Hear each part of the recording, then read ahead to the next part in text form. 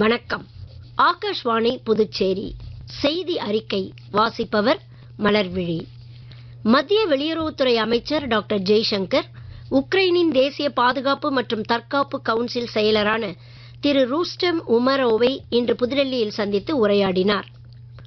இந்த சந்திப்பின் போது இந்தியா மற்றும் உக்ரைனுக்கு இடையிலான இருதரப்பு ஒத்துழைப்பு குறித்து இரு தலைவர்களும் விவாதித்ததாக டாக்டர் ஜெய்சங்கர் தமது சமூக ஊடக பதிவில் குறிப்பிட்டுள்ளார். மேலும் உக்ரைன் மோதல் குறித்தும் இரு தலைவர்களும் தங்கள் கருத்துக்களை பரிமாறிக்கொண்டதாக அவர் தெரிவித்துள்ளார். 2026 ஆண்டிற்கான ஹஜ் புனித பயணம் நாளை தொடங்க உள்ளது. நாட்டின் பல்வேறு மையங்களிலிருந்து ஹஜ் பயணிகள் அடங்கிய முதல் குழு சவுதி அரேபியாவிற்கு புறப்பட உள்ளது.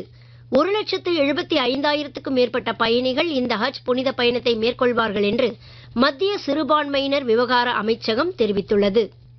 ஹஜ் பயணிகள் அனைவருக்கும் தமது வாழ்த்துக்களை தெரிவித்துக் கொள்வதாக மத்திய சிறுபான்மையினர் விவகாரத்துறை அமைச்சர் திரு கிரண் ரிஜிஜு கூறியுள்ளார். மேலும் ஹஜ் பயணம் சுமூகமாகவும் பாதுகாப்பாகவும் வசதியாகவும் அமைவதை உறுதி செய்வதில் மத்திய அரசின் உறுதிப்பாட்டை அவர் வலியுறுத்தினார். இந்த ஆண்டு அறிமுகப்படுத்தப்பட்டுள்ள முக்கிய முன்னெடுப்புகளில் ஹஜ் சுவிதா செயலி வாயிலாக மேம்படுத்தப்பட்ட டிஜிட்டல் வசதிகள் மற்றும் காணாமல் போகும் பயணிகளை கண்டறிந்து உதவிகளை வழங்க உதவும் ஹஜ் சுவிதா ஸ்மார்ட் விரிஸ்ட் பேண்ட்ஸ் ஆகியவை அடங்கும். ஹஜ் பயணிகளின் நலனுக்கும் நல்வாழ்விற்கும் மத்திய அரசு முன்னுரிமை அளிப்பதாகவும் சவுதி அரேபியா அதிகாரிகளுடன் ஒருங்கிணைந்து செயல்பட்டு வருவதாகவும் அமைச்சகம் மேலும் கூறியுள்ளது. ஹஜ் பயணிகள் அனைவரும் அதிகாரிகளால் வெளியிடப்படும் வழிகாட்டுதல்களையும் அறிவுறுத்தல்களையும் தவறாமல் கடைபிடிக்குமாறு அமைச்சகம் கேட்டுக் கொண்டுள்ளது. பிரதமர் திரு நரேந்திர மோடியின் மன் கி பாத் நிகழ்ச்சியின் 133வது அத்தியாயம் வரும் 26ஆம் தேதி ஆகாஷ்வாணியில் ஒலிபரப்பாகிறது. இந்நிகழ்ச்சிக்கு மக்கள் தங்களது ஆலோசனைகளையும் பரிந்துரைகளையும் இம்மாதம் 24ஆம் தேதி வரை வழங்கலாம் என அறிவிக்கப்பட்டுள்ளது. இதற்காக 1800117800 என்ற கட்டணமில்லா தொலைபேசி எண் மூலமாகவோ நரேந்திர மோடி செயலி மூலமாகவோ தங்களது கருத்துக்களை பகிரலாம்.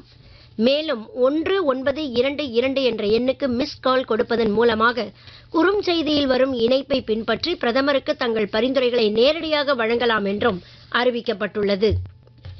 விவசாயிகளின் நலன்களே முதன்மையானவை என்றும் அவர்களுக்கு இழைக்கப்படும் எந்த ஒரு அநீதியும் சகித்துக் கொள்ள முடியாது என்றும் மத்திய வேளாண் மற்றும் விவசாயிகள் நலத்துறை அமைச்சர் திரு சிவராஜ் சிங் சௌகான் தெரிவித்துள்ளார்.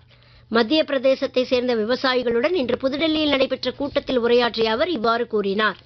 பாகற்காய் சாகுபடியில் தரமற்ற விதைகள் மற்றும் நாற்றுக்களை பயன்படுத்தியதால் தங்களுக்கு ஏற்பட்ட இழப்புகள் குறித்து விவசாயிகள் அமைச்சரிடம் எடுத்துரைத்தனர். இப்பிரச்சனை விவசாயிகளின் வாழ்வாதாரத்தின் மீதான நேரடி தாக்குதல் என்றும் பாதிக்கப்பட்ட விவசாயிகளுக்கு போதுமான இழப்பீடு கிடைப்பதை உறுதி செய்யவும் மத்திய அரசு நடவடிக்கை எடுக்கும் என்றும் அவர் உறுதியளித்தார். முன்னாள் பிரதமர் சந்திரசேகரின் பிறந்த நாள் இன்று கொண்டாடப்படுவதையொட்டி புதுடெல்லியில் உள்ள அன்னாரது நினைவிடத்தில் குடியரசு துணைத் தலைவர் திரு சி.பி. ராதாகிருஷ்ணன் மலர் தூவி மரியாதை செலுத்தினார். பிரதமர் திரு நரேந்திர மோடி வெளியிட்டுள்ள சமூக வலைதள பதிவில் முன்னாள் பிரதமர் சந்திரசேகரின் 100வது பிறந்த நாள் இன்று கொண்டாடப்படுவதாகவும் வளமான இந்தியாவை உருவாக்குவது என்ற அன்னாரது தொலைநோக்கு பார்வையை நிஜமாக்க நடவடிக்கைகள் மேற்கொள்ளப்பட்டு வருவதாகவும் குறிப்பிட்டுள்ளார். முன்னாள் குடியரசுத் தலைவர் டாக்டர் சர்வப்பள்ளி ராதாகிருஷ்ணன் பிறந்த நாளையொட்டி குடியரசு துணைத் தலைவர் திரு சி.பி. ராதாகிருஷ்ணன் வெளியிட்டுள்ள பதிவில் நாட்டின் சிறந்த ஆசிரிய பெருமகனாகவும் தத்துவ ஞானியாகவும் தேசப்பற்றாளராகவும் விளங்கியவர் டாக்டர் ராதாகிருஷ்ணன் என்று குறிப்பிட்டுள்ளார்.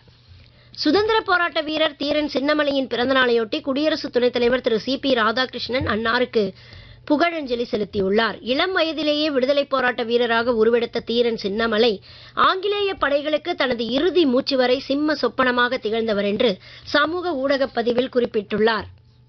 புதுச்சேரி காவல்துறையின் சார்பில் பொதுமக்கள் தங்களது குறைகளை அதிகாரிகளிடம் நேரடியாக தெரிவிக்கும் மக்கள் மன்றம் நிகழ்ச்சி காரைக்காலில் நாளை நடைபெறவுள்ளது. காரைக்கால் போக்குவரத்து நகர காவல் நிலையத்தில் நடைபெறவுள்ள இந்த மக்கள் மன்றம் நிகழ்ச்சி காலை 11 மணி முதல் மதியம் 1 மணி வரை நடைபெறும் என்று மாவட்ட நிர்வாகம் தெரிவித்துள்ளது. இதில் காரைக்கால் மாவட்ட முதுநிலை காவல் கண்காணிப்பாளர் மற்றும் வடக்கு தெற்கு மண்டல காவல் கண்காணிப்பாளர்கள் கலந்து கொண்டு பொதுமக்களின் கோரிக்கைகள் மற்றும் புகார்களை கேட்டறிய உள்ளனர். இந்த வாய்ப்பை காரைக்கால் பகுதி மக்கள் பயன்படுத்திக் கொண்டு தங்கள் குறைகளுக்கான உரிய தீர்வுகளை பெற்றுக் கொள்ளலாம் என்று மாவட்ட நிர்வாகம் அறிவித்துள்ளது.